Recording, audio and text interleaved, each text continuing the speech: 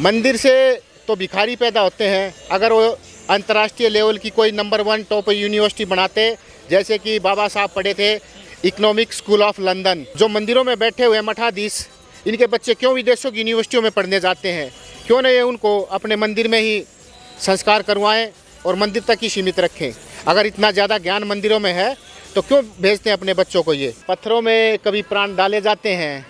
ये हमारे देश का प्रधानमंत्री इस कार्यक्रम को ऑर्गेनाइज करके क्या दिखाना चाहता है अंतर्राष्ट्रीय लेवल पे? इससे हमारी देश की छवि खराब हुई है और हमारा मजाक उड़ा है।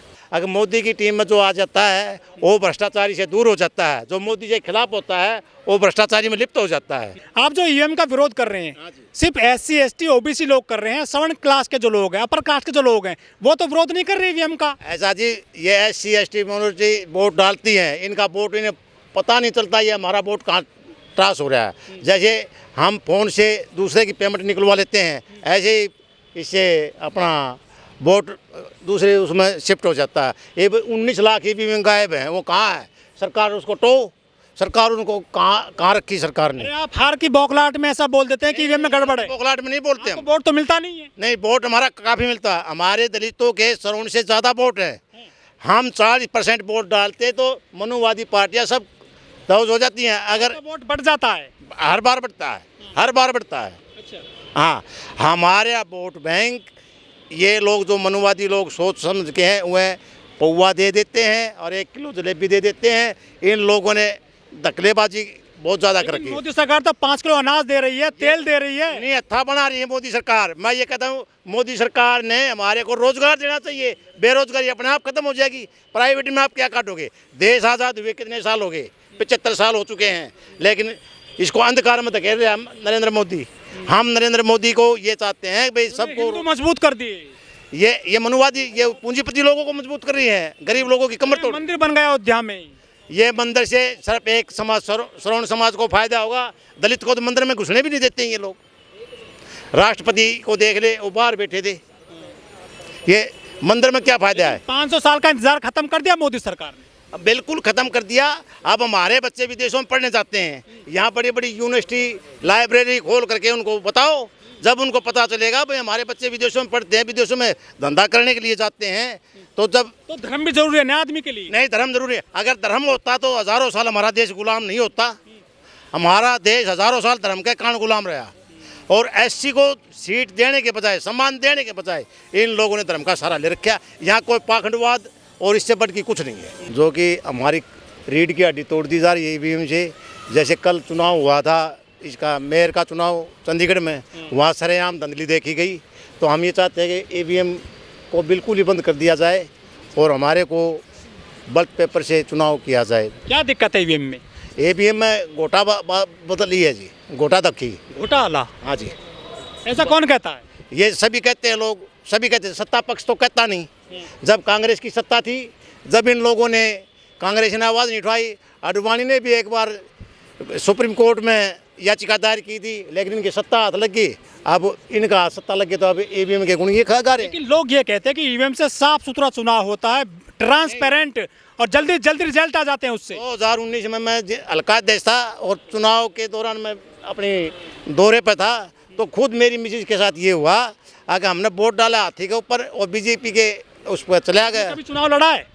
मैं चुनाव लड़ा नहीं है, मैं एजेंट रहा हूँ। मैं एजेंट रहा हूँ, चुनाव एजेंट रहा हूँ। अच्छा, कौन से जिले में? ये रोहतक जिले में। रोहतक, हरियाणा? हाँ जी। तो कैसे पता चला कि गड़बड़ होती है इसमें ईवीएम में? और ईवीएम पेटी है जो वो नहीं मिल रही इसकी।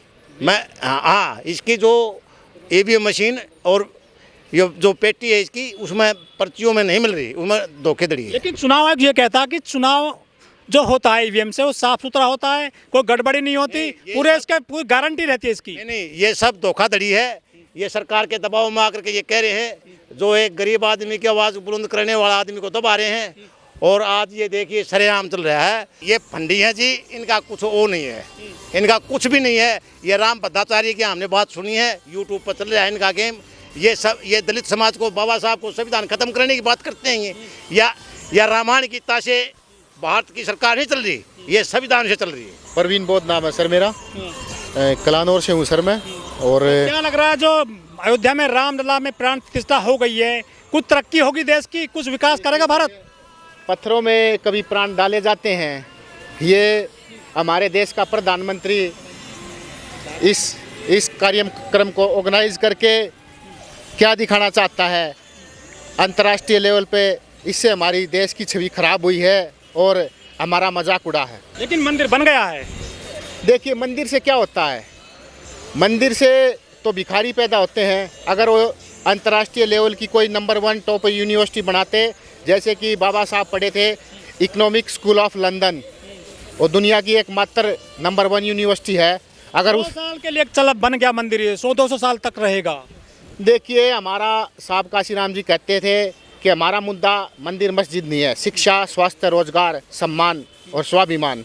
जब मंदिर बताया तभी आपको नौकरी याद आती है, तभी आपको अस्पताल याद आते हैं, पहले से याद नहीं थे। ये मंदिर बन गया तो आपको दिक्कत हो रही है।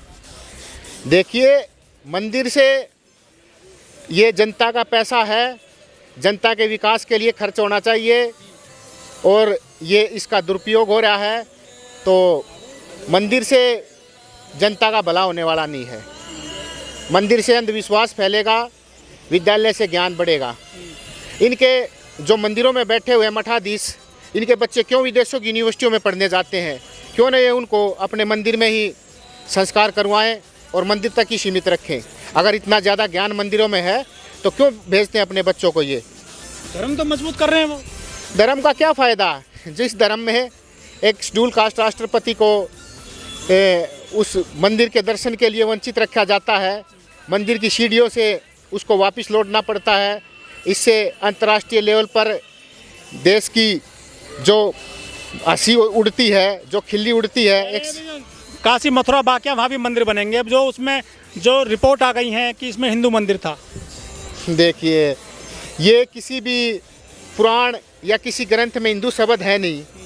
इन लोगों ने एक अपनी जो एकाधिकार होता है, मोनोपोली से लोगों का माइंड वॉश कर रखा है। लोगों को भक्ति के भाव में बहाकर ये बेवकूफ़ अंधभक्त बना के कुछ भी करवा लो।